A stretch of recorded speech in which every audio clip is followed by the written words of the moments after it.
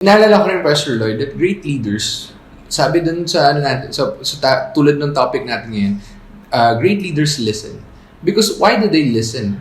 Great leaders are learners. You cannot learn if you don't listen. Are you ready to level up your leadership?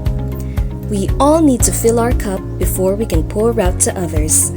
Let's clear out any blocks and clogs through this series and find our leadership flow.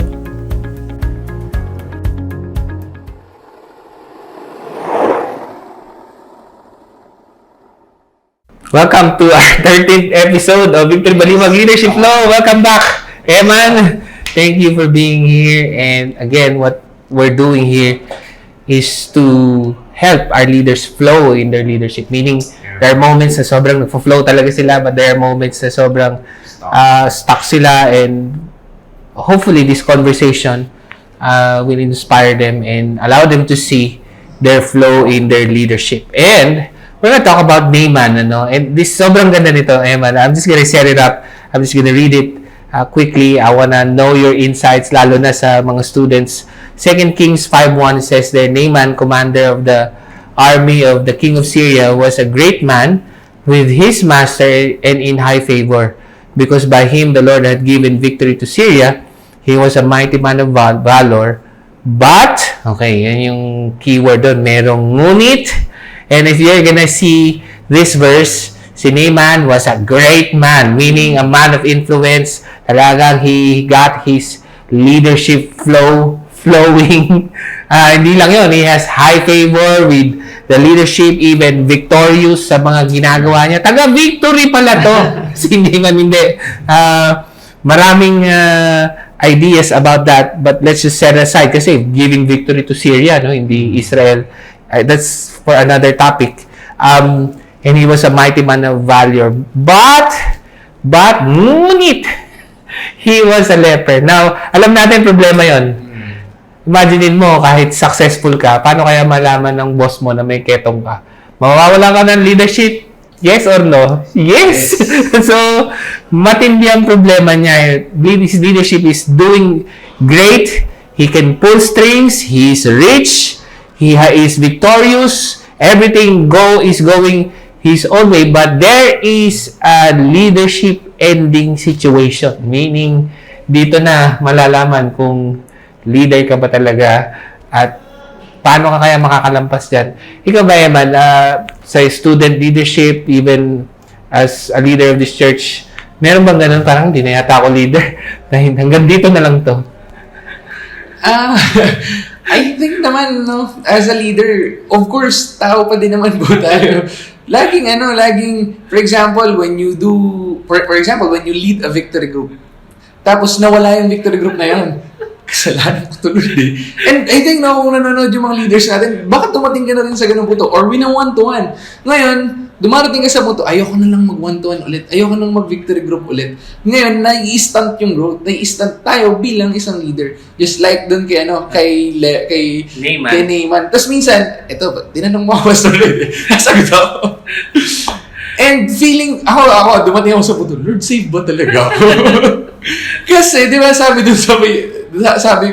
sa dyan, he will cut off. Kailangan nagbe-bear down ng fruit. Kabadong-kabado po ako ng ganun. And baka mamaya, makahawa ko pa sila. And just like that, leper, nakakahawa yan. Oo, naku. Padamay pa. Oo. Hindi na lang si Naaman yung maapektahan yung leadership, but even the people that he lead ay hindi rin mag-grow. So the question is, naka-overcome kaya niya to? And the answer is yes. And how did he do it? Next verse, it says there, now the Syrians on one of their raids had carried off a little girl from the land of Israel, and she worked in the service of Naaman's wife. So, tatlong bagay kung bakit hindi dapat pakinggan itong little girl. Dahil una, babae siya. Alam ko, Women's Month ngayon, pero nung time ng 2 Kings, walang Women's Month. Okay, talagang hindi pinakikinggan ng babae. Hindi lang yon, siya ay servant lang, merong ethnicity na parang tayo lang, kung Amerikano, baka hindi tayo pakinggan. Sila rin, bukod sa bata, babae pa, at saka ibang lahi. Oh, so hindi dapat talaga pakinggan. And yet, we would see that Naaman listened to this little girl. And I think this is the key to our leadership blockage, no?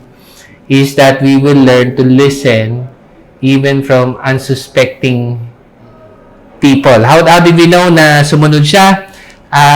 Verse 3 says here, she said to her mistress, "Would that my Lord were with the prophet who is in Samaria, he would cure him of his leprosy." Think about this, dead end na yung leadership ni Naaman, and yet, nakinig siya sa isang batang hindi niya dapat pakinggan, seemingly, but even outside of his leadership, sabi niya meron daw cure daw. Now, I'm just gonna jump to verse 5 and I wanna know your thoughts. Sabi dun ng verse 5, and the king of Syria said, "Go now." So, long story short, he listened. No? Sinunod niya yung payo ng little girl na nasa labas ng kanyang leadership group, if you will. No? Parang, ba't ka may kinig dyan? Hindi naman yan kasama sa core team. Hindi nga kare-respeto yan.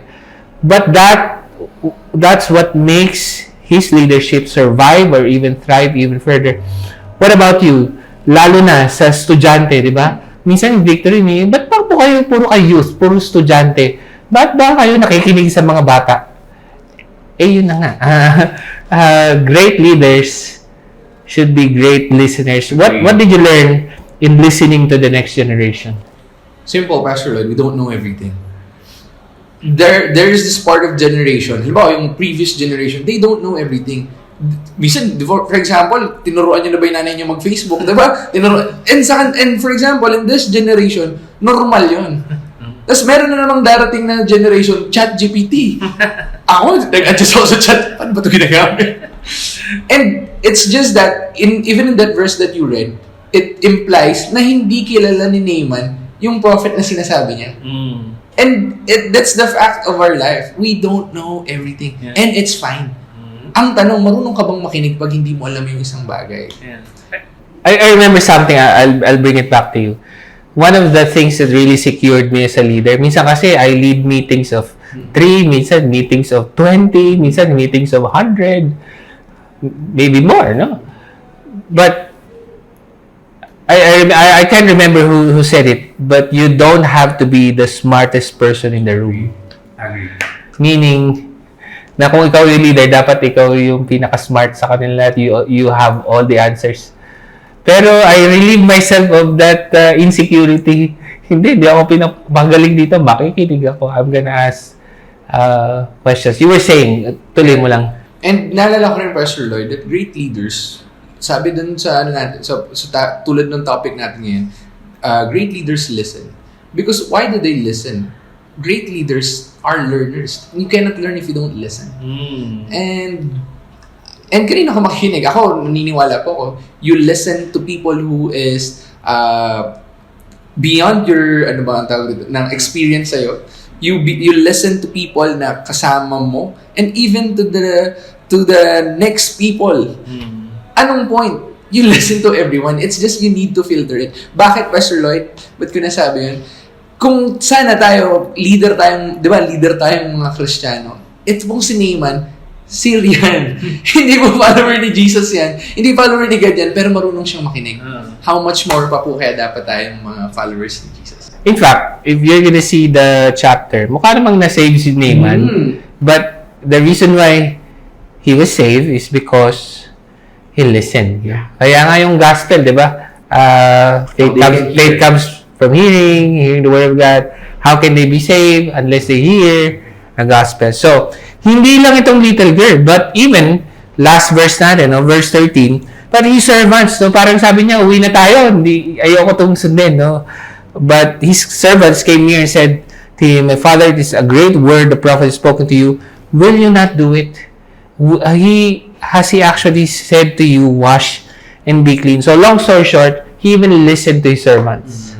Wow, parang, so 2 times, no, little girl, sa kanyang servants, so baka ito, people of different giftings than you, kasi yung little girl, maybe next generation, to servants, siguro mga administrative gifts, yung mga taong mas OC kaysa sa atin.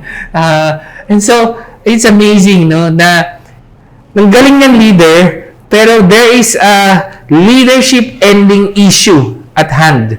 At hindi niya alam kung paano to i-deal. And he learned the solution to his leadership from a little girl and servants.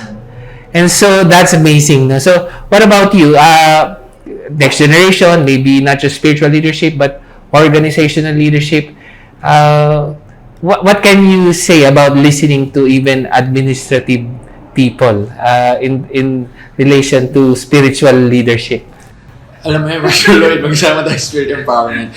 Hindi naman siya, medyo mahal natin yung mga sa prayer prophetic. But there is this always, hindi kami masyadong organized. And dahil pag hindi kami nakinig, tayo nakinig to those people who has those kind of gifts, may miss out ka. Kung hindi nakinig dyan si Naaman, malamang na-miss out niya na to. But because of, nandiyan ka na din, sabi mo nga kanina, Pastor Loyd, gawin mo na. So, that's a good encouragement that we really listen even to people na unsuspected, na parang walang answers, pero we always listen. Amazing. And so, no matter how old you are, male, female, young, old, whatever season you're in your life, great leaders, you're gonna have leadership breakthrough in your leadership problems as you learn to listen from unsuspecting people, even humble people, and that is how you flow in your leadership. Come on, brother.